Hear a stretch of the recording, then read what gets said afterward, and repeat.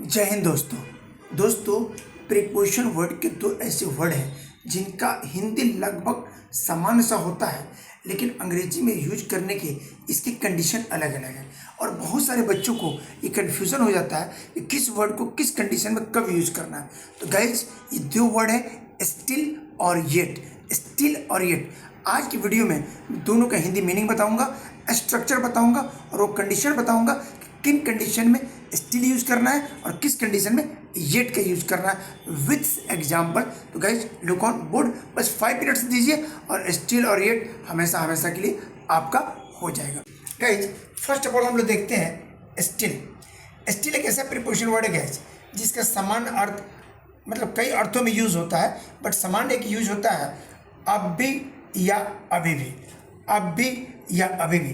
Condition ध्यान रखना है गाइज, ये तब यूज होगा जब कोई कार्य जारी हो, यानी कोई कार्य पास्ट में शुरू हुआ है और वर्तमान में भी चल रहा हो।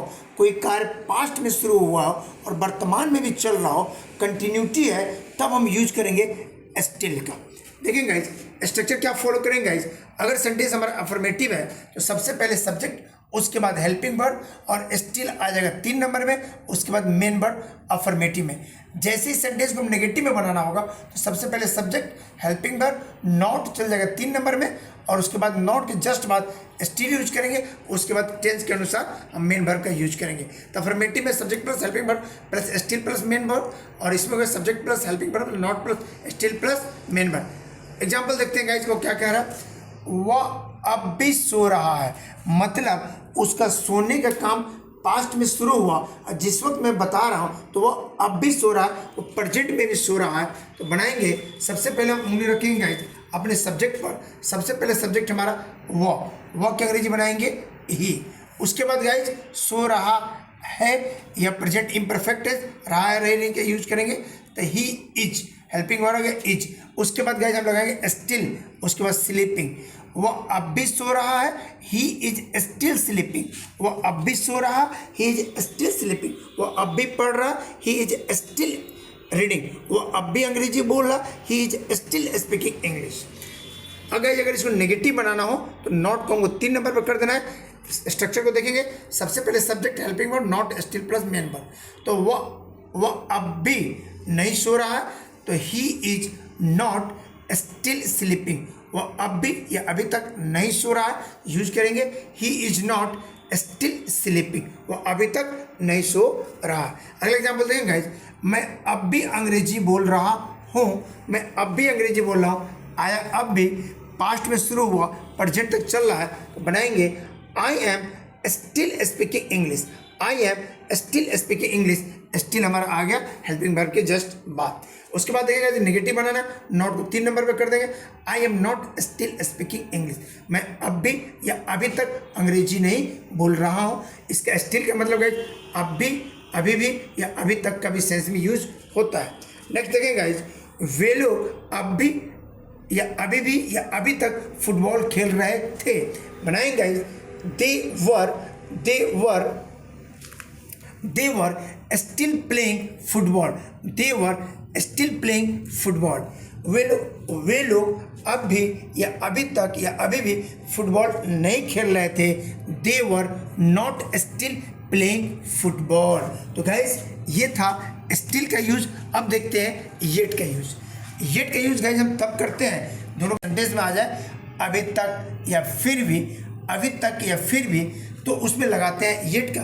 लेकिन कंडीशन ये है गाइज कि वो येट का यूज सामान्यतः हम तब करते हैं जब सेंटेंस में कोई नकारात्मकता, नेगेटिविटी या प्रश्न पूछने में किया जाता है। येट का मतलब तब यूज करेंगे जब सेंटेंस में कोई चीज़ हमें नेगेटिव बताना हो या प्रश्न पूछा जाए, तब हम यूज करते हैं आपको येट का। स्ट्रक्चर देखेंगे गाइज, स्ट्रक्चर में 2 चीज़ों का ध्यान रखना है गाइज।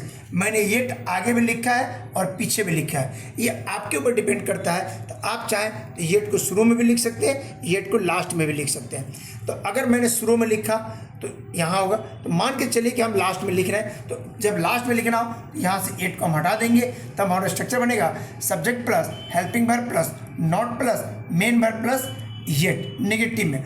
अगर इसे हम इंटरोगेटिव में बनाना है गाइज तो सबसे पहले हेल्पिंग वर्ब, उसके बाद सब्जेक्ट, उसके बाद मेन वर्ब, उसके बाद येट, उसके बाद नोट ऑफ इंट्रोगेशन का चिन्ह लगा देंगे। Let's see example guys, example देखते हैं। मैंने अभी तक अपना होमवर्क नहीं किया।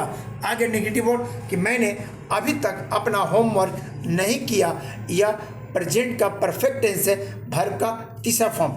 आई हैवेंट, हैव और नॉट को शॉर्ट कर दिया, haven't, I haven't finished, verb का तीसरा form. I haven't finished my homework yet. ये सेंटेंस के हमेशा लास्ट में लगा, आप पहले लगा सकते हैं तब भी ठीक है, लेकिन अच्छा माना जाता है कि अगर आप उस सेंटेंस को लास्ट में लगाते हैं तो I haven't finished my homework yet. Next बेटा, क्या वह अभी तक नहीं आया।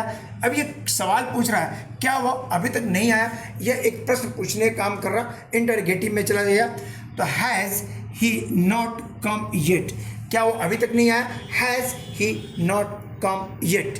नेक्स्ट देखिए गाइस, देखेंगे ट्रेन अभी तक नहीं निकली है, या ट्रेन अभी तक नहीं खुली है, या ट्रेन अभी तक नहीं निकली है। इसके लिए बनाएंगे, पहले बनाएंगे ट्रेन नहीं निकली है, द ट्रेन हैजेंट, हैजेंट निकलना या खुलने का, लेफ्ट अभी तक को येट। तो हमने बनाया ट्रेन अभी तक नहीं निकली है, तो बनाएंगे द ट्रेन हैजेंट लेफ्ट येट।